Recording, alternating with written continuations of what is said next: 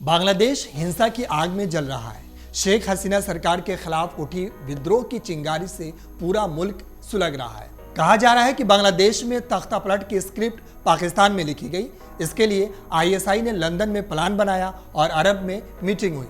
खालिद जिया का बेटा रहमान इसका खलनायक था। ये सब तैयार करने के बाद ढाका में शुरू किया गया हसीना हटाओ अभियान। पाकिस्तान की मदद और इशारे पर जमाते इस्लामी इसे अंजाम दे रहा था। आपको बता दें कि बांग्लादेश में चल रहे बड़े प्रदर्शन के बाद सोमवार को प्रधानमंत्री शेख हसीना ने अपने पद से इस्तीफा दे दिया। बांग्लादेश के राष्ट्रपति मोहम्मद शहाबुद्दीन ने बताया कि शेख हसीना का इस्तीफा स्वीकार कर लिया गया है, जिसके बाद देश में राष्ट्रपति शासन लागू कर दिया गया। इसके साथ ही राष्ट्रपति ने बांग्लादेश की पूर्व प्रधानमंत्री खालिद जिया को रिहा करने का भी आदेश दे दिया।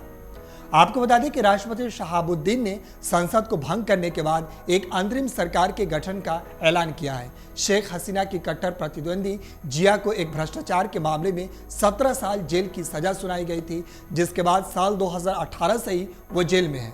एक्सपर्ट का मानना है कि नई सरकार के गठन में एक बार फिर खालिद जिया को प्रधानमंत्री बनाया जा सकता है, लेकिन जिया का प्रधानमंत्री बनना भारत के लिए ठीक नहीं है।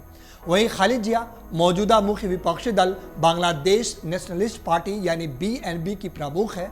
15 अगस्त 1945 को जिया का जन्म बंगाल के जलपाईगुड़ी में हुआ था।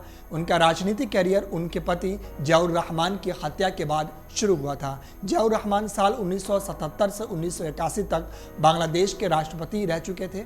उन्होंने बांग्लादेश नेशनलिस्ट पार्टी की स्थापना साल 1978 में किया था। खालिद जिया साल 1991 में बांग्लादेश की पहली प्रधानमंत्री बनी थी। वहीं एक्सपर्ट का मानना है कि बांग्लादेश की सत्ता से शेख हसीना का जाना भारत के लिए अच्छा नहीं है, क्योंकि खालिद जिया के शासन के दौरान भारत के साथ कई तरह के तनाव रहे हैं। एक्सपर्ट का मानना यह भी है कि खालिद का झुकाव पाकिस्तान की तरफ है और उनकी पार्टी में तमाम कट्टरपंथी भरे हैं, जो भारत के लिए समस्या पैदा कर सकता है।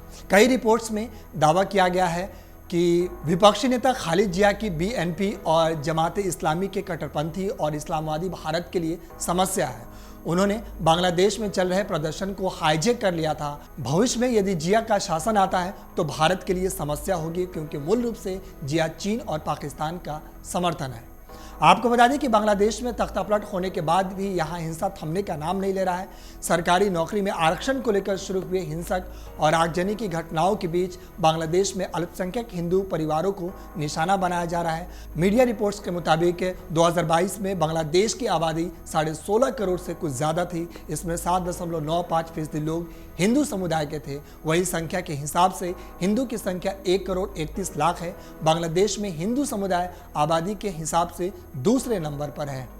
अगर आप ये वीडियो YouTube पर देख रहे हैं तो हमारे चैनल को सब्सक्राइब करें और बेल आइकन को दबाना ना भूलें। अगर आप Facebook पर ये वीडियो देख रहे हैं तो हमारे पेज को लाइक करें।